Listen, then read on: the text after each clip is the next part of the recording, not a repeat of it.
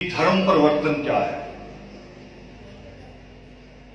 रोज सवाल आ रहा है कि धर्म परिवर्तन क्या है। वो सवाल बड़ा सीमित सा होके आ रहा है। सीमित ये हो रहा है कि अभी केवल जो आदमी ईसाई बनता है केवल उस पर उंगली उठा रहे हैं, केवल उस पर उंगली उठा रहे हैं। हालांकि उंगली उठाना कितनी जायज है या नहीं इस पे भी बात कर देंगे, मगर केवल ईसाई पे क्यों?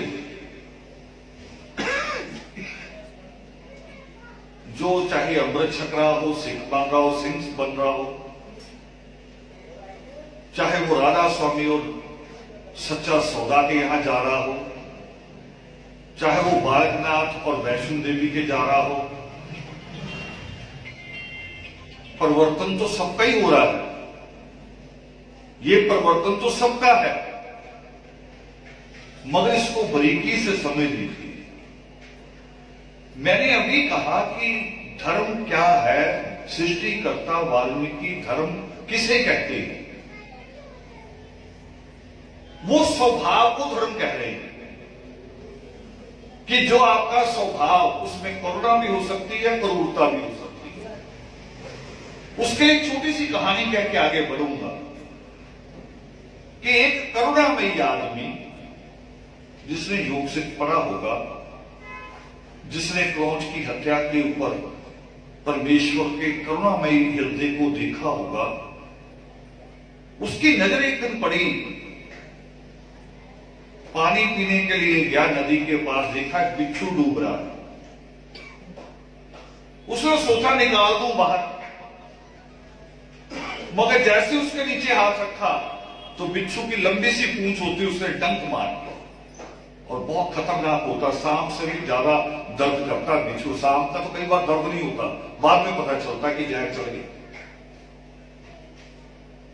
तो जैसे डंक मारा उसका हाथ एकदम छटपटा के हिला, वो दोबारा गिर गया।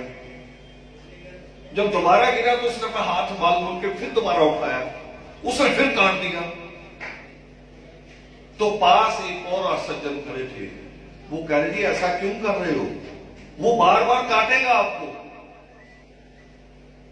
तो उस करुणामय आदमी ने कहा कि काटना उसका धर्म है, उसके पास डंक है, उसे नहीं पता कि वो उससे काट रहा है, पता नहीं वो उसके प्यार करने की चीज हो।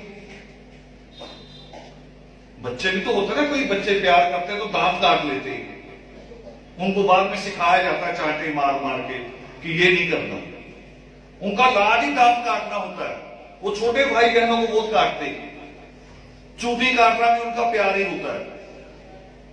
वो कह रहा उसका धर्म है डंक मारना, और मेरा जो मैंने सीखा है उस परमेश्वर से, करुणा सागर सृष्टिकर्ता वाल्मीकि दयावान से, मैंने सीखा कि क्रौंच की पीड़ा को भी सुनना है, उसके लिए भी जो हो सकता वो करना है, तो मैं ऐसे बचाऊं।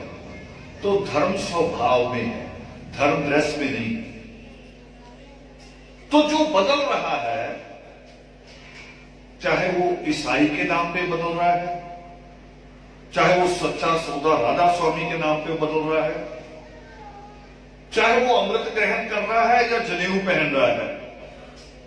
आज बहुत सारे हमारे यहां चोटी रखे भी घूम रहे हैं, चोटी रखते हैं, तिलक लगाते हैं, हो सकता है जनेऊ भी हो। वो जो कुछ कर रहा है धर्म परिवर्तन नहीं है, समझ लीजिए। इसको शायद एक पुरानी बात से समझ पाएंगे जो बाबा साहब अम्बेडकर कहते हैं। बाबा साहब अम्बेडकर कहते हैं कि आप धर्म बदल सकते हैं, जाति नहीं। बाबा साहब राजनीतिक बात कहते हैं, मैं यहां आध्यात्मिक बात कह रहा हूं कि आप धर्म बदल सकते हैं, जो ऊपरी से, अपना स्वभाव नहीं बदल सकते। आप कुछ भी बन जाइए, कुछ भी बन जाइए, आपका स्वभाव नहीं बदलेगा, स्वभाव वही रहेगा। अब पंजाब को माना जाता है, पंजाब को कि जी पंजाब के लोग संघर्षशील लड़ाका है। क्यों है? क्योंकि पंजाब दबाव रहा है दूसरे देशों के हमलावरों के आने का, तो लोग स्वाभाविक तौर पर लड़ाका बने पूरे के पूरे। पंजाब और पंजाब से जुड़ा हुआ हिस्सा था हरियाणा। अब देखो वो नहीं है। पंजाब के जाट में और हरियाणा के जाट में जमीन आसमान का अंतर है। एक ही स्टेट रही है कभी, वो स्टेट भौगोलिक तौर पे एक थी, नजर आती थी राजनीतिक नक्शे में, मगर स्वभाव के तौर पे एक नहीं रही। क्योंकि वो कौन है? वो जहां से है उनका स्वभाव वहां से तैयार हुआ। तो जो बदल रहा है वो धर्म नहीं है, असल में आदमी के स्वार्थ बदल रहे हैं। स्वार्थ बदल रहे हैं। कोई भय से जुड़ रहा किसी जगह जाके, अब देखो धर्म थोड़ी हुआ, भय से जुड़ गए। कोई लालच से जुड़ रहा है। पहले मिशनरी ईसाई आए थे कि मिशनरी स्कूल खोलेंगे, मिशनरी हॉस्पिटल खोलेंगे और आपके बच्चों को फ्री वहां रखेंगे, बेटे खेलना नहीं, यहां नहीं।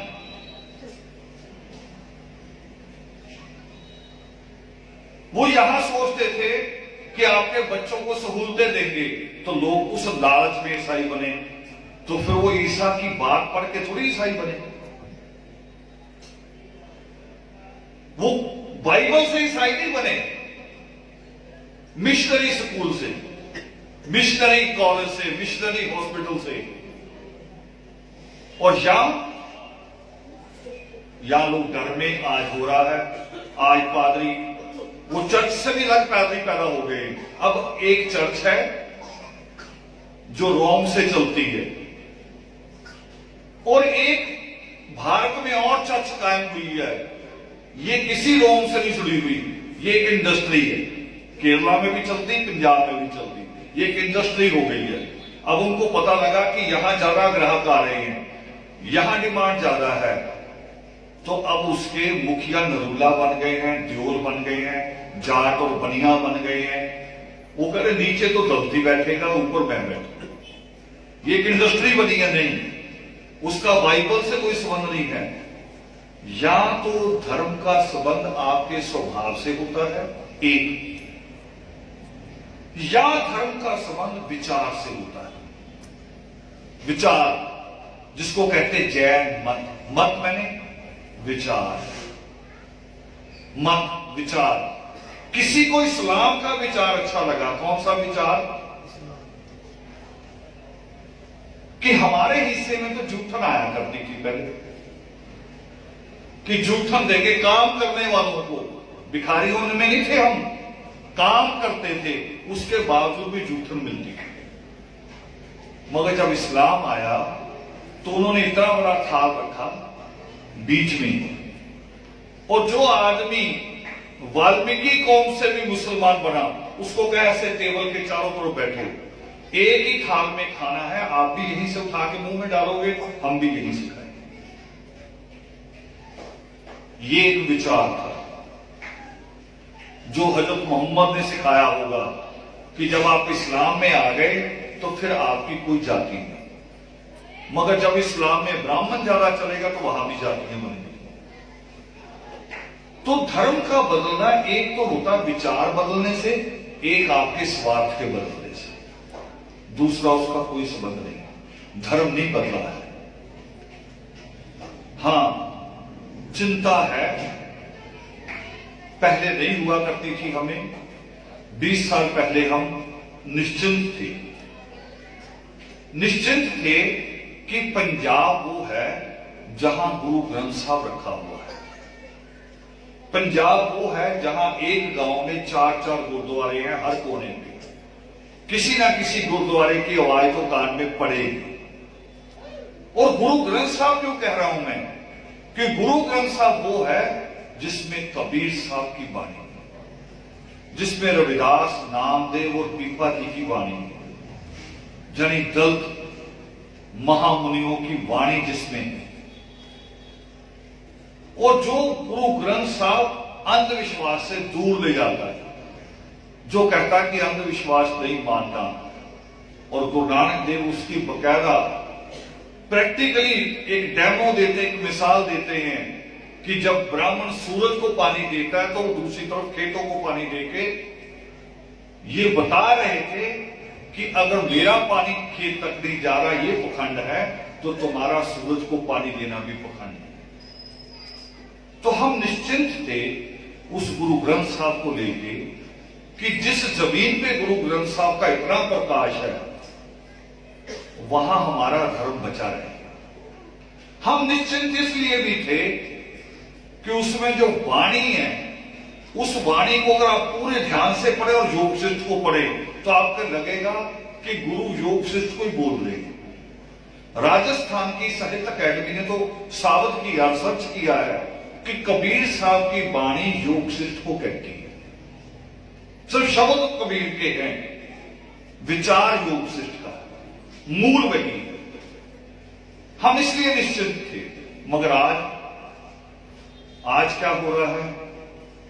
आज गुरुद्वारे छोटे होते जा रहे हैं गांव में और चर्च बड़ी होती जा रही है। ग्रंथी भी मौजूद है, वो जो जिनको भाई जी कहते हैं वो भी मौजूद है, रागी भी मौजूद है और टाटी जत्थे भी मौजूद है। मगर उसके बावजूद गुरुद्वारा छोटा और चर्च बड़ी हो रही है। मैंने इस पर भी अध्ययन किया, ये क्यों हो रहा है? मगर पाया मैंने, जो मैंने अभी पहले भी कहा, कि लोग चाहे राधा स्वामी बन रहे हैं, चाहे सच्चा सौदा, चाहे ईसाई, विचार से नहीं बन रहे। राधा स्वामियों को बिल्डिंगों को देख के बनते हैं। सच्चा सौदा के यहां जो नौटंकी होती थी, लाइटिंग होती थी, लोग उसको देख के बनते थे। वही लाइटिंग टीवी में आपको देखने को मिलती, अच्छी अच्छी साड़ियां पहन के औरतें आती, सोई हुई उठ के आ रही है मेकअप किए हुए। ऐसी तो इंदर के यहां नहीं होती होंगी। तो एक अंदर की, जो हमारे अंदर जो कमी होती ना, वो जब बाहर दिखाई देती तो हमें आनंद आता उसका। तो लोग उसका आनंद ले रहे थे, विचार नहीं था। ईसाइयत में भी अब वो जो पखंड फैला रहा है पादरी कि जहां जहां आपके दर्द है हाथ रख लो, दर्द दूर हो जाएगा। और कभी कभी तो मनोवैज्ञानिक भी होता है, मनोवैज्ञानिक भी होता है। अपाहिजों के रूम में प्रैक्टिकल भी हुआ मनोविज्ञान का कि अपाहिज लेटे हुए दोनों तरफ, जिनको पैरालाइज होता है, और कुछ लोग एक गेट से दौड़ते हुए आए कि शेर आ गया, शेर आ गया, भाग जाओ। तो कई सारे उठ के खड़े हो गए, कई सारे उठ के खड़े हो गए। वो खड़े हो सकते थे, उनका मनोबल साथ नहीं था, इलाज हो चुका था उनका। कुछ तो नसें चिपकी होती हैं, कुछ चिपकी नहीं होती, वो यहां से चिपकी होती है, वो उठ के खड़े नहीं हो रहे थे। आपने वो भी देखा होगा कि रात को एक सौदागर ने ऊंट बांध दिए और एक ऊंट बच गया, उसके लिए किल्ला नहीं था, इकट्ठे बांध नहीं लड़ पड़ेंगे। तो एक बुजुर्ग ने कहा जाओ मैं बांध दूंगा। उसने जमीन में हथौड़े मारे, 2-3 रस्सी खींची, नीचे गांठ मारी, छोड़ दिया। सुबह सारे ऊंट खुल गए, उसको उठाए वो उठे ना। बहुत देर जब होगी तो करे ये हुआ क्या है, इसको तो बांधा नहीं तो खुला पड़ा है। करे कि उठ क्यों नहीं रहा? वो करे उस बाबा को बुलाओ कि मंत्र तो नहीं मार दिया। वो कह रहा मंत्र नहीं मारा, ये जानवर बुद्धि है, इसको मैंने दिखाया था कि किल्ला ठोक दिया है, रस्सी बांध दी है। जैसी रस्सी सबकी खोली, इसकी भी खोलो, नौटंकी ही करो, ये उठेगा। तो जैसे उसकी रस्सी खोली, नौटंकी की, वो उठ के खड़ा हो गया। तो बहुत सारे लोग तो उस नौटंकी में भी होते हैं। दादी ये कहती है, जो मैं मिसाल देता हूं, सर्दी में कह रही कैप्सूल खाऊंगी, सुबह तक उठूंगी, डॉक्टर ने दी है, उठा नहीं जाता, चाय पीऊंगी। और मैं कहता हूं ना कि जब दादी का पोता यूनिफॉर्म पहन के आ जाए एयरफोर्स की, यहां ईगल का निशान लगा हो, पोती आ जाए डॉक्टर की ड्रेस में, कहे कि आज मैं डॉक्टर बन गई हूं, दादी कूटने के लिए कैप्सूल खाना पड़ेगा? बस ये हिम्मत ही होती है। पादरी इसी का इस्तेमाल कर रहा है, इसी नौटंकी के साथ वो आपका लाभ उठा रहा है, आपके अंधविश्वास का, आपकी कमियों का लाभ उठा रहा है। होता कुछ भी नहीं है, विचार नहीं है वहां, मगर एक लाभ उसका उठा रहा है कि जो काम गुरुद्वारे ने करना था, यही काम तो गुरुद्वारा भी कर सकता था। वो रोक सकता था, जो गुरु नानक देवी ने इतने पखंडों को रोका, तो गुरुद्वारा इन पखंडों को रोक सकता था। वो ग्रंथी रोक सकते थे, मगर ग्रंथी क्यों नहीं रोक रहे? क्योंकि ग्रंथियों को डर है कि अगर मैं रोकूंगा तो मेरा कनाडा का, अमेरिका और इंग्लैंड का वीजा नहीं लगेगा। उसको लालच पड़ा, उसके लिए गुरु ग्रंथ साहब बना नहीं है, वीजा बड़ी बात होगी। पहले लोग गुरु ग्रंथ साहब के आगे नतमस्तक हो रहे थे, अब जहाज रख के हो रहे हैं। तो जब लोग जहाज रखने आ रहे तो ग्रंथी को भी लगा कि मुझे भी जहाज चढ़ जाना चाहिए। अब नानक नाम जहाज नहीं रहा, किसी कंपनी का, एयर कंपनी का जहाज हो गया। वो अध्यात्म से, धर्म से बाहर आ गए, स्वार्थ में आ गए। और पंजाब का जाट कौन है? पंजाब का जाट तो सारा सिख है। पंजाब का जाट ही अगर चाहता कि मुझे अपनी जमीन चर्च के लिए नहीं बेचनी, पंचायतें हमारे साथ भी तो लड़ती है ना गांव में, हम तो उसी गांव के रहने वाले हैं, वहीं पैदा हुए हैं।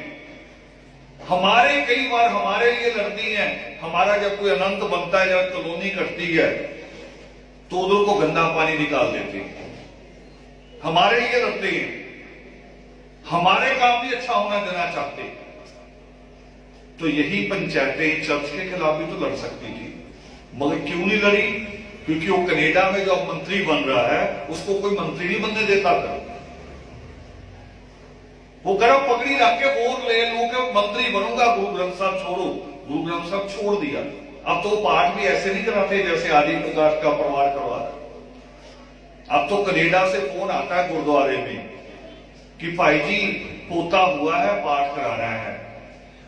और भाई जी बहुत खुश हो जाते हैं, करे हाँ जी हाँ कराओ, बताओ कब आ रहे हो? करे नहीं नहीं, आने का टाइम नहीं है, बस पाठ का पैसे बताओ कितने लगेंगे, मैं इधर से पैसे डाल देता हूं, आप पाठ करा देना। मैं तो मोदियों की मिसाल दिया करता था पखंड की। वो एक उल्टे ड्रम पे श्लोक लिख लेते हैं। आप तो नित्य पढ़ते हो ना सुबह उठ के, ज्यादा ही तो मुक्ति माला का पाठ ही कर लेते हैं। मोदियों को तो ये भी नहीं करना होता। ऐसे उल्टे ड्रम लटके हुए, बीच में कील लगी हुई है,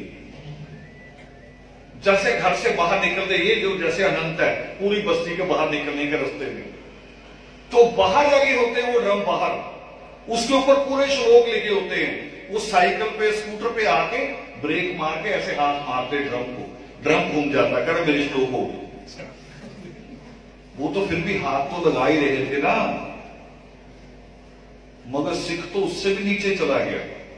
वो जो पंडित की कहानी थी ना कि अभी सब्जी कितनी कड़कती सर्दी पड़ी है, कह रहे 120 साल में ऐसी सर्दी पड़ी। तो मगर पंडित को तो सुबह सुबह उठना पड़ता, तब वो घरों में बाथरूम नहीं थे, नदी पे नहाने जाना पड़ता था। तो सुबह सुबह पंडित उठा 3 बजे और अपने आप को गालियां देते जा रहा कि बड़ी गंदी कौम पे पैदा हो गया हूं, यही सोने का समय है, लोग सो रहे हैं, खराटों की आवाज आ रही है बड़ी अच्छी, और मैं चला जा रहा हूं और ठंडी नदी में जाकर नहाऊंगा। गालियां देता जा रहा, देखा एक उधर से चला आ रहा वापस, कह रहा मैं तो 3 बजे उठ के गाली दे रहा हूं, तू पहले ही आ गया, पानी ठंडा नहीं लगा तुम्हें? वो कह रहा तू अधूरा पंडित, ये चोटी किस दिन काम आएगी जुगत? कह रहा मैं नहाया थोड़ी, मैं तो नदी के पास गया, एक कंकर उठाया और कहा कि हे कंकर तुम स्नानम हम स्नान, तुम नहा लिए हम नहा लिए। कह रहा मैं तो ऐसे करके आया। वो पंडित को भी समझ में आया, दूसरे को, वो कह रहा मुझे तो किनारे तक भी नहीं जाना, उसने उसको हाथ लगाया, कह रहा तुम स्नानम हम।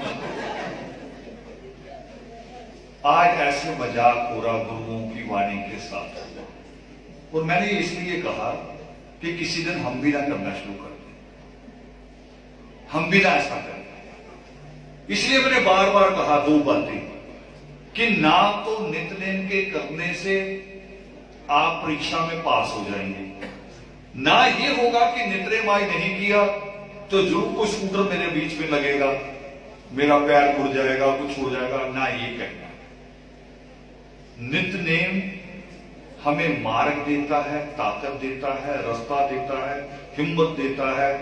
वो जो कल एक बेटी ने कहा कि मैंने एक योगामृत सुना था 8वीं क्लास में, बहुत पीछे होती है 8वीं क्लास, और डर होता वहां ब्रेक लगने का, भटकने का। 8वीं क्लास में करीब मैंने सुना था, आप उसी योगामृत ने मुझे डॉक्टर बना दिया। और भी बहुत लोग आते हैं ऐसी मिसालें देते हैं। पठानकोट का एक बच्चा वो भी यही मिसाल देता है। वो कह रहा आप जब आए थे रथ यात्रा देखे तो कह रहा दूर खड़े होकर देख रहे थे, तमाशबीन लड़के इकट्ठे खड़े थे, वो बीच में नहीं आते, और हम बोल रहे थे थोड़े सख्त लफ्ज।